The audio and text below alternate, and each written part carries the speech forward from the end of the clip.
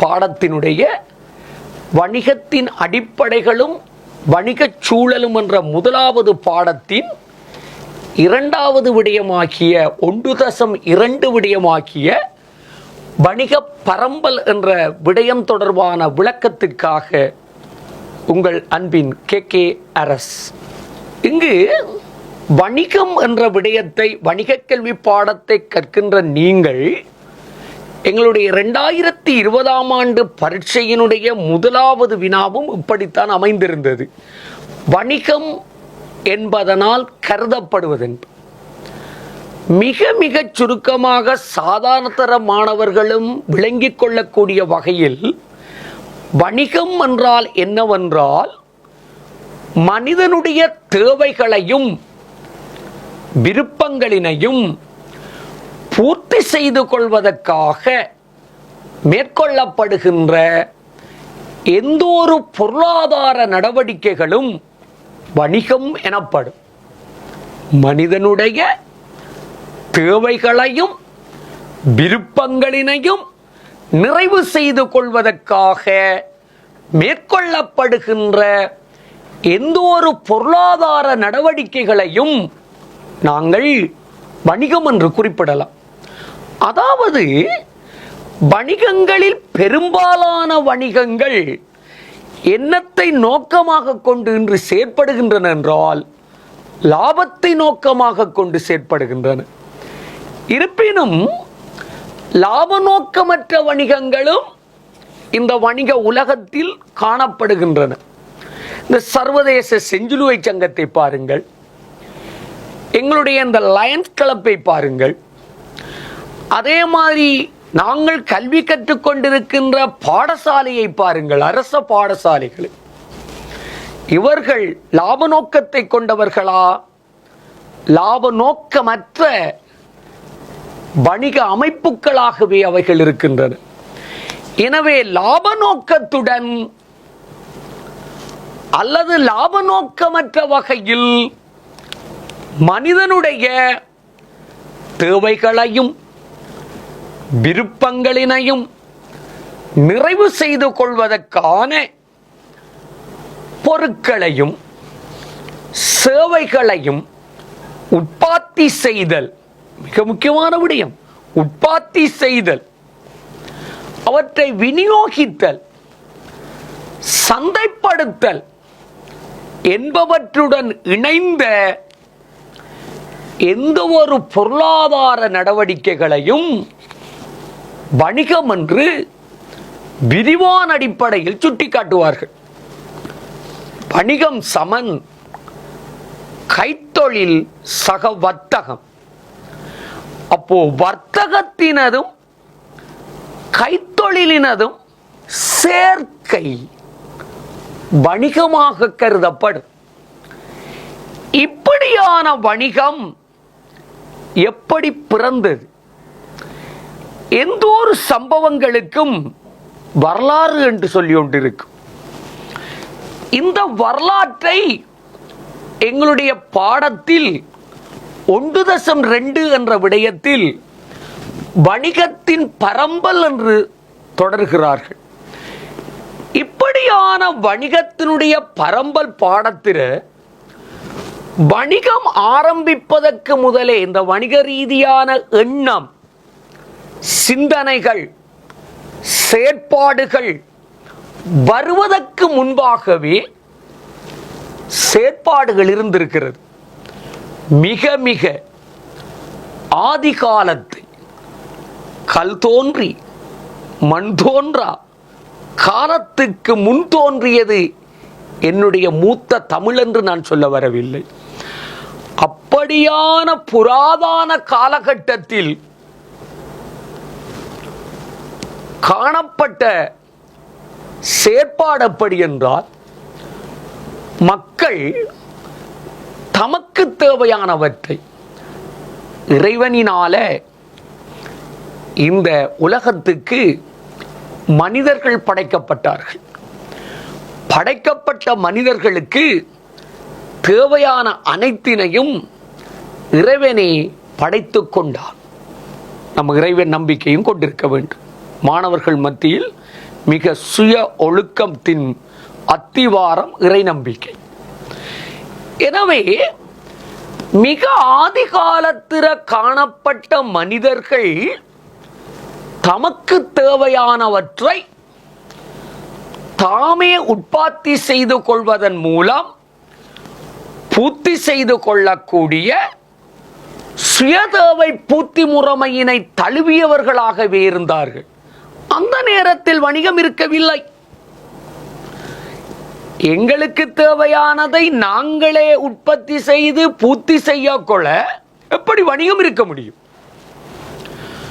அவ்வாறு அந்த சுயதேவை பூர்த்தி முறைமையில காணப்பட்ட செயற்பாடுதான் நேருற்பத்தி என்று அழைக்கப்படும். சுயதேவை பூர்த்தி முறைமையினுள் நேருற்பத்தி காணப்பட்டது என. இங்கு நேருற்பத்தி என்றால் சொந்த நுகர்வுக்கான உற்பத்தி.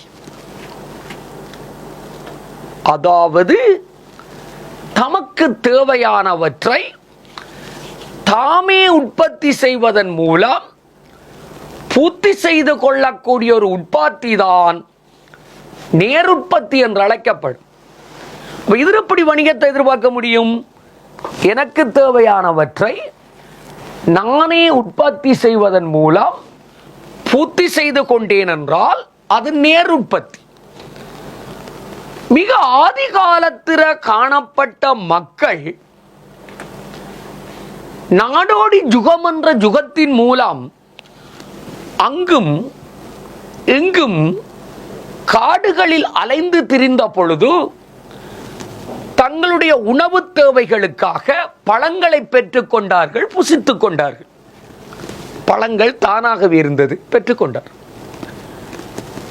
விலங்குகளை கண்டார்கள், வேட்டையாடினார்கள்,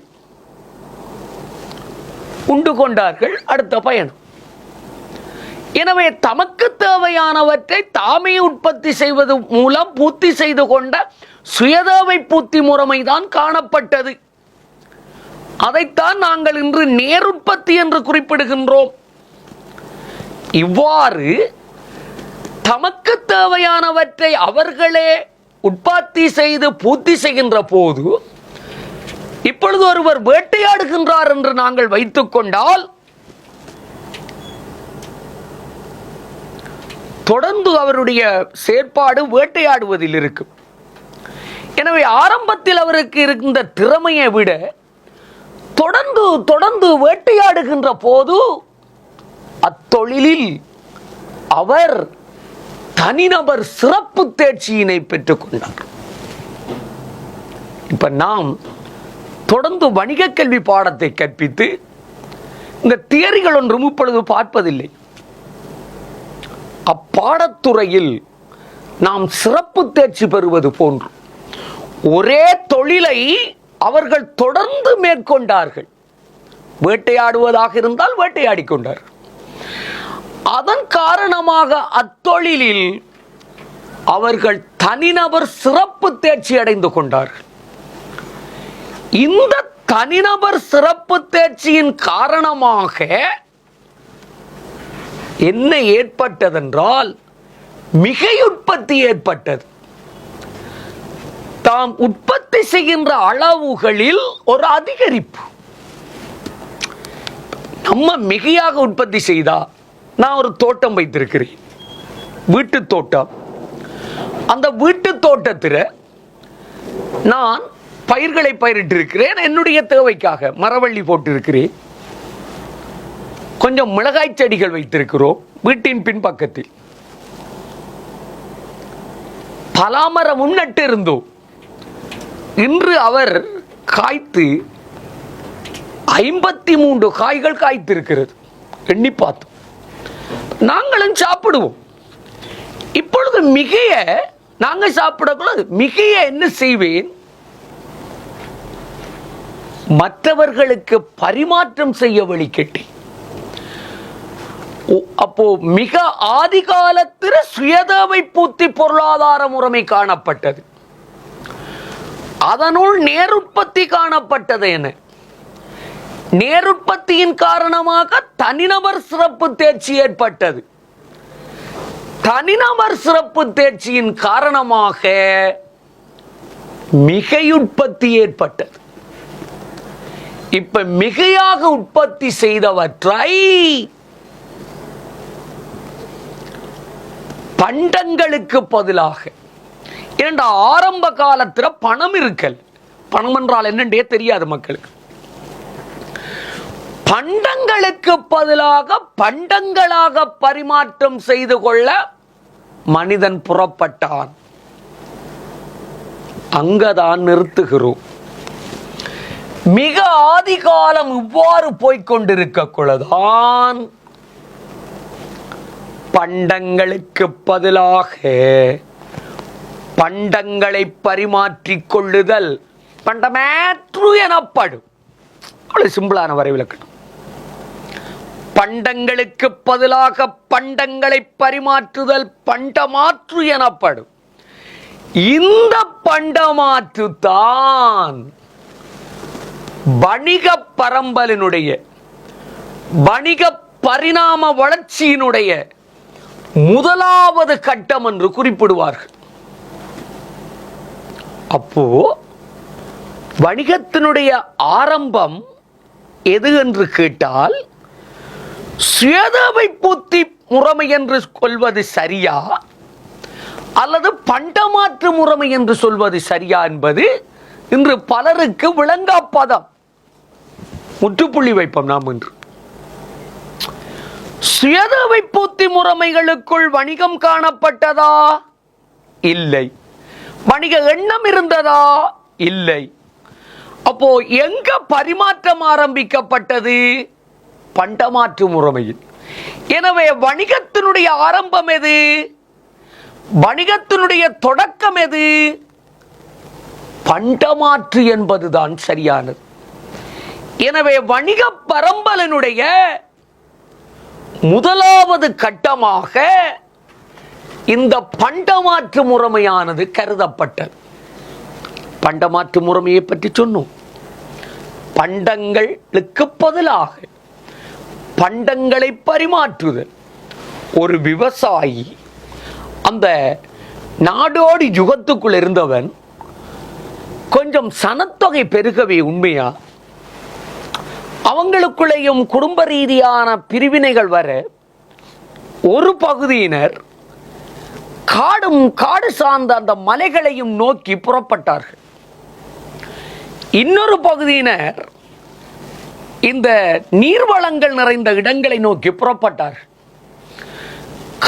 காடு சார்ந்த மலைகளை நோக்கி புறப்பட்டவர்கள் ஆடு மாடு வளர்ப்பு நடவடிக்கைகளை, விலங்கு வளர்ப்பு நடவடிக்கைகளில் கவனம் செலுத்தினார்கள். அதன் மூலம் அவர்கள் பால், தயிர், முட்டை, இறைச்சி என பெற்றுக் கொண்டிருந்தார்கள். இன்னொரு சைட்டினர் நான் சொன்ன மாதிரி இந்த நைல் நதியின் நாகரிகங்கள் என்றெல்லாம் நீங்கள் குறிப்பிடுவீர்கள். நதிக்கரை ஓரங்களை அண்டி போனவர்கள் தங்களுக்காக தானிய வகைகள், சோளம், இருங்கு போன்றவைகள், பழப்பயிர்கள், எங்களுடைய முக்கியமாக இந்த பழங்கள், இப்படியானவற்றை உருவாக்கி கொண்டார்கள். அதில் ஒரு பகுதியினர் நதிகளில் மீன் பிடித்துக் கொண்டார்கள். இப்பொழுது பாருங்கள், இவர்களிடம் இப்படியான பழங்களும் காய்கறி வகைகளும் தானியங்களும் மீன்களும் இருக்க, அவர்களிடம் பால், இறைச்சி, முட்டைகள் இருக்க, இப்பொழுது ஒருவருக்கொருவர் இப்பொழுது பரிமாற்றம் செய்ய வழிகிட்டார்கள். இங்கே இருந்த விவசாயிகள் ஒருவர் என்ன செய்தார் என்றால், தன்னிடம் இருந்த தானியம், சோளம் போன்றவற்றை கொடுத்து அவர்களிடம் இருந்து பால், முட்டை போன்றவற்றை பெற்றுக் கொண்டார். உதாரணத்துக்காக இது பண்டமாற்று முறைமை. இங்கு பணம் இருக்கவில்லை இன்றைய சூழ்நிலைகள் போல். பண்டமாற்று முறைமை. எனவே இந்த பண்டமாற்று முறைமையின் காரணமாக வியாபாரம் ஆரம்பமானது. இந்த சூழ்நிலையில்தான் உற்பத்தி எப்படி ஆரம்பத்தில் என்ன உற்பத்தி காணப்பட்டு சொன்ன நாங்கள் நேருற்பத்தி. இந்த சூழ்நிலையில தான் உற்பத்தி பிள்ளைகளே இதில் கவனம் செலுத்த வேண்டும். நீங்கள் கடந்த காலகட்டங்களில் இப்படி அட்டவணை இருக்கவில்லை. பண்டமாற்று முறைமையின் காரணமாக வியாபாரம் தோன்றியது. எனவே வியாபாரத்தினுடைய ஆரம்பம் பண்டமாற்று.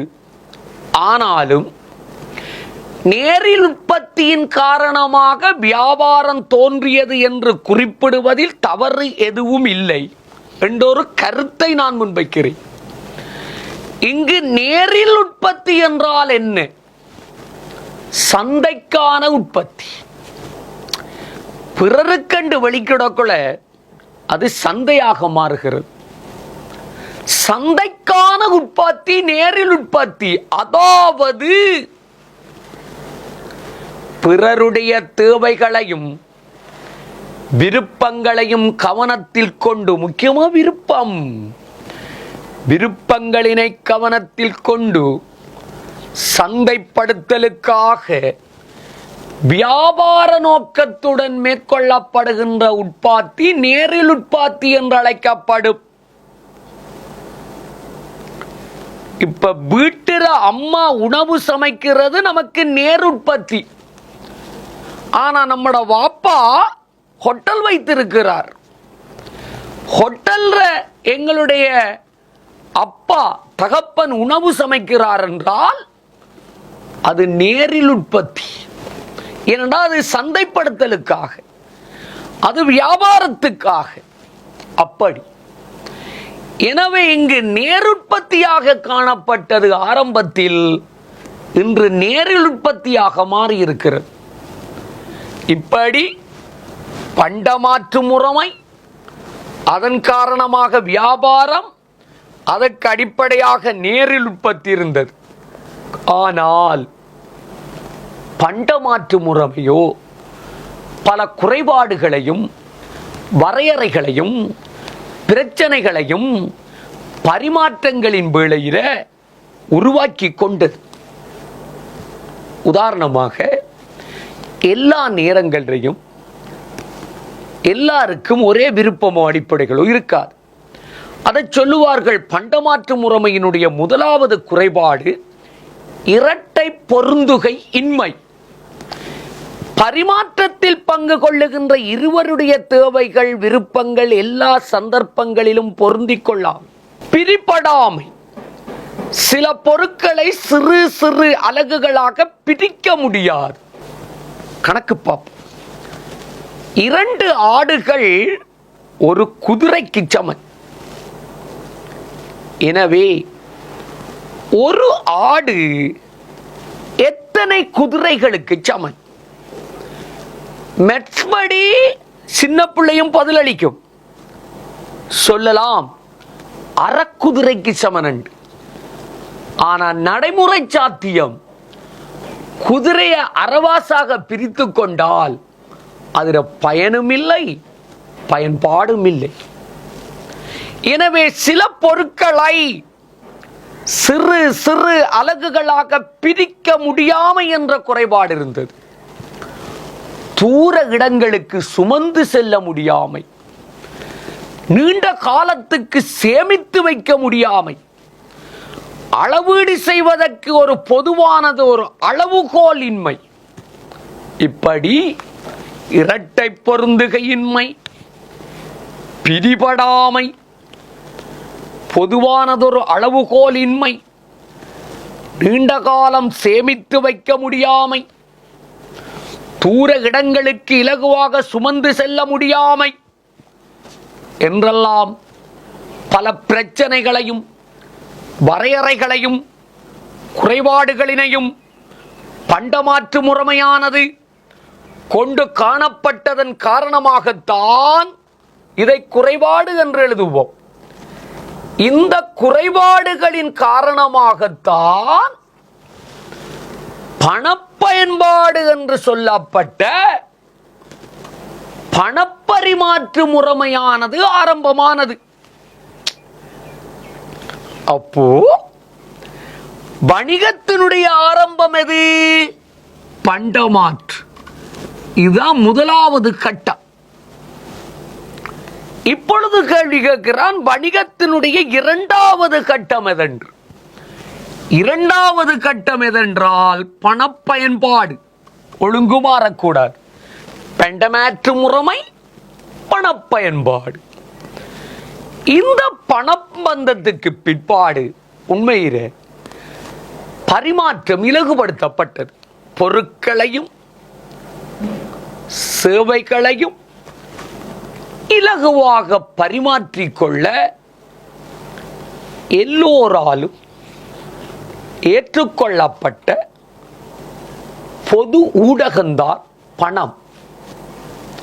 இன்று நாம் இந்த பணத்தினுடைய வளர்ச்சியில ஆரம்பத்தில் சிப்பி, புகையிலை போன்ற பொதுவானவற்றை பயன்படுத்தி பின்னர் தங்கம், வெள்ளி என்று சில உலோகங்களை பயன்படுத்தி கொண்டிருந்தாலும் இன்று மத்திய வங்கியினால் வெளியிடப்பட்டு எல்லோராலும் ஏற்றுக்கொள்ளப்பட்ட சட்டப்பணமாக்கிய தாழ் குற்றி நாணயங்களைத்தான் நாம் அதிகம் பயன்படுத்துகிறோம். சில இடங்களில் வங்கி பணமாகிய நடைமுறை வைப்புகளின் மீதான காசோலைகள் பயன்படுத்தப்படுகின்றன. வளர்ச்சியடைந்த நகரங்கள் மற்றும் நாடுகள் மற்றும் அங்கீகரிக்கப்பட்ட சில தரப்பினர்களிடையே இலத்திரனியல் பணங்கள் ஆகிய கடன் அட்டைகள், வரவட்டைகள், ஸ்மார்ட் அட்டைகள், ப்ரீபெய்ட் கார்டு என்று சொல்லப்பட்ட முன்னரே பணம் செலுத்தி பெறும் அட்டைகள், நுண்ணட்டைகள் என்று 5 வகையான இலத்திரனியல் பண அட்டைகளும் பயன்பாட்டில் காணப்படுகிறது. எது எவ்வாறோ பணப்பயன்பாடு வந்ததின் பின்னர் பண்டமாற்று முறைமையின் குறைபாடு நிவர்த்தி செய்யப்பட்டது. பரிமாற்றம் இலகுபடுத்தப்பட்டது.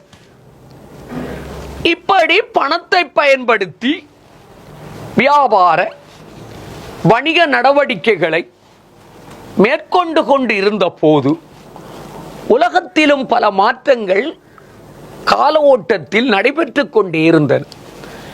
இதன் ஒரு கட்டமாக 18ஆம் நூற்றாண்டினுடைய பிற்பகுதியில் இங்கிலாந்தில், குறிப்பாக ஐரோப்பிய நாடுகள் என்று சொல்வார்கள், மிகவும் குறிப்பாக இங்கிலாந்து நாட்டில் கைத்தொழில் புரட்சி வெடித்தது.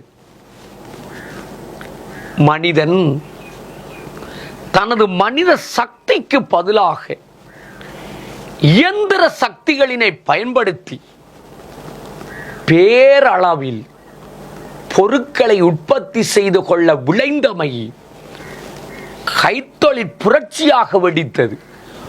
எப்பொழுதும் புரட்சி என்பது மாற்றம்.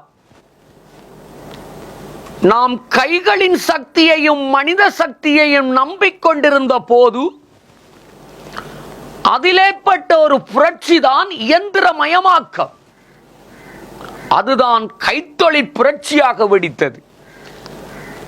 ஐரோப்பிய இங்கிலாந்து நாட்டில் ஏற்பட்ட இந்த கைத்தொழில் புரட்சி குடிசைக்குள் தம்பி கைத்தொழில் செய்து கொண்டிருந்தவன் பாரிய கைத்தொழிற்சாலைகளாக தன்னை மாற்றிக்கொண்டான். எனவே குடிசை கைத்தொழில் முறைமை படிப்படியாக மாற்றமடைந்து பேரளவு கைத்தொழிற்சாலைகளாக மாற்றமடைந்தது. இதனால் கைத்தொழில் புரட்சியில் பேரளவு உற்பத்தி வெடித்தது, பேரளவு உற்பத்தி ஏற்பட்டது. பேரளவாக உற்பத்தி செய்தவற்றை இன்னும் வைத்துக் கொண்டிருக்க முடியுமா? அதன் காரணமாக வியாபாரம் மேலும் விருத்தி அடைந்தது. நான் குறிப்பிடுவேன், உள்ளூருக்குள் நடந்து கொண்டிருந்த வியாபாரம் உள்நாட்டு வியாபாரமாக மாறியது. உள்நாட்டு வியாபாரங்கள் வெளிநாட்டு வியாபாரங்களாக ஏற்றுமதி இறக்குமதி என்று மாறத் தொடங்கியது. அப்போ வியாபாரமும் விருத்தி அடைந்தது. வியாபாரம் எங்கு பிறந்தது? பண்டமாற்று முறைமை. வியாபாரம் எங்கு விருத்தி அடைந்தது? கைத்தொழில் புரட்சி. இந்த வியாபார விருத்தியினை தொடர்ந்து இவற்றுக்கு உதவி செய்யக்கூடிய வகையில், அதான் துணை புரியக்கூடிய வகையில் துணை சேவைகளும் விருத்தி அடைந்தன. அவ்வாறான கைத்தொழில் புரட்சியில் தோன்றிய பிரதானமான துணை சேவைகளாக வங்கி, காப்புறுதி, போக்குவரத்து, தொடர்பாடல், களஞ்சியப்படுத்தல் என்ற துணை சேவைகளினுடைய விருத்தி இருந்தது. இது வியாபாரத்துக்கு வணிக துணை சேவைகள் என பல உதவிகளை நல்கியது. இங்கு வியாபாரத்தினதும் துணை சேவைகளினதும் சேர்க்கை வர்த்தகம் எனப்படும். வியாபாரம் வந்துட்டு விருத்தி அடைஞ்சிட்டு அதுக்கு துணை சேவைகளாக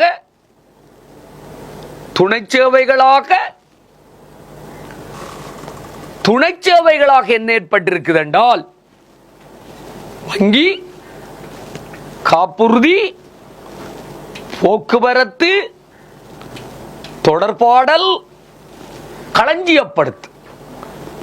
அப்ப அந்த வியாபாரத்தினதும் வணிக துணை சேவைகளினதும் சேர்க்கை வர்த்தகம் எனப்படும். வர்த்தகத்தினதும் கைத்தொழிலினதும் சேர்க்கை வணிகம் எனப்படும். வணிகம் சமன் என்று அப்பதே சொன்னேன். கைத்தொழில் சக வர்த்தகம். பார்த்தீங்களா? வியாபாரத்தினதும் வணிக துணை சேவைகளினதும் சேர்க்கை வர்த்தகம், வர்த்தகத்தினதும் கைத்தொழிலினதும் சேர்க்கை வணிகம். கைத்தொழில் புரட்சிர பேரளவு உற்பத்திகள் ஏற்பட்டு வியாபாரம் விரிவடைந்து அதற்கு துணை சேவைகள் விருத்திக்கு பங்களிப்பு செய்து வர்த்தகமாக மாற்றம் அடைந்ததோடு வணிகம் மேலும் சிறப்பு பெற்றது. இப்படி ஓடிக்கொண்டிருந்த பொழுதுதான் நாம் இன்று வாழ்ந்து கொண்டிருக்கின்ற யுகம் நம்முடைய சமயவாதிகள் கலியுகம் என்பார்கள். மாற்றத்தை புரிந்து கொள்ள தெரியாத நாம் சரியாக இருக்க வேண்டும். இது தகவல் யுகம், தகவல் பொருளாதார யுகம். இங்கு தகவல் தொடர்பாடல் தொழில்நுட்பம் முக்கிய இடத்தை வகிக்கும். மாற்றத்தின் உச்சத்தில் நாம். எனவே வணிக பரம்பலினுடைய ஒரு கட்டம் ஒன்று பண்டமாற்று பிரதான கட்டங்கள் என்பார்கள். வணிக பரம்பலினுடைய வளர்ச்சியின் பிரதானமான கட்டத்தை நான்காக குறிப்பிடலாம்.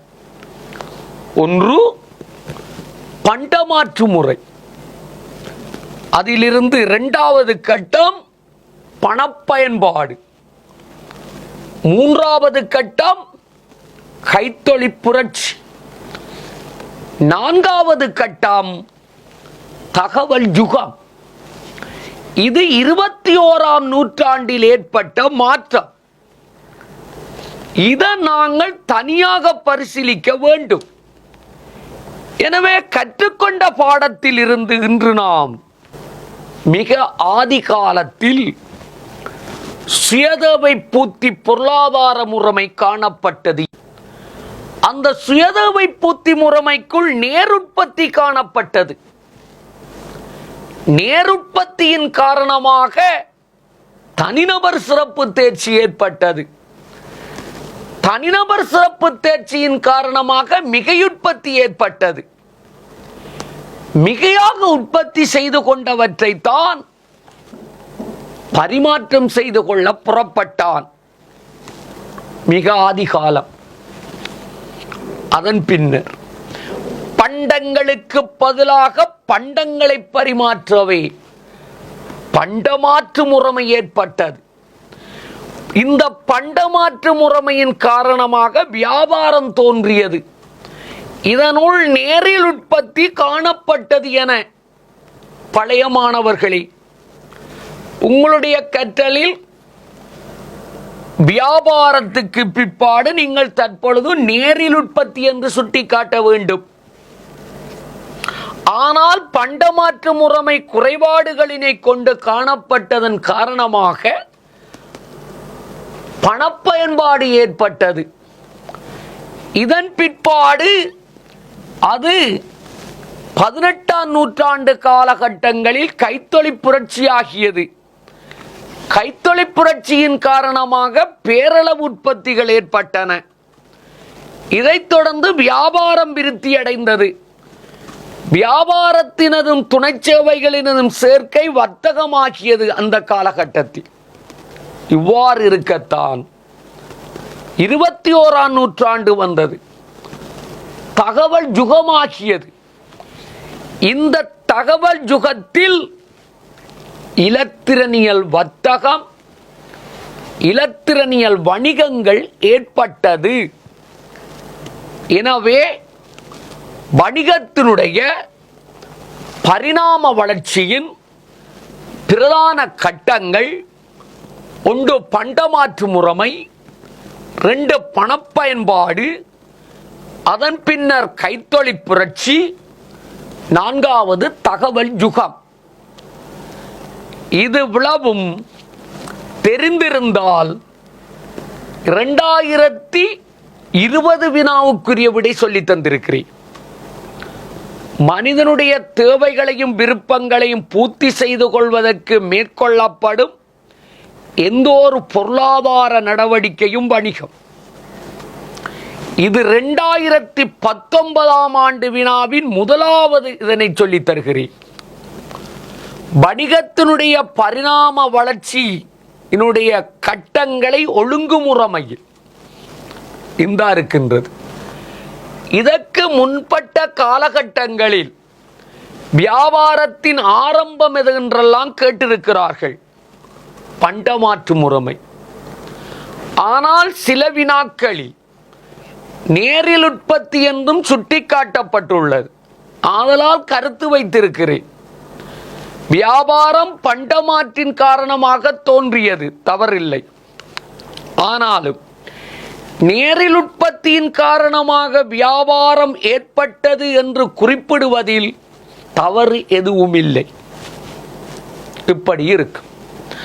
ஆனால் சுயபூத்தியின் காரணமாக தோன்றியது என்பதோ அல்லது நேருற்பத்தி தான் வணிகத்தினுடைய ஆரம்பம் என்று குறிப்பிடுவதோ தவறான விடையாக கருதப்படும் என்பதனை கருத்தில் கொள்க.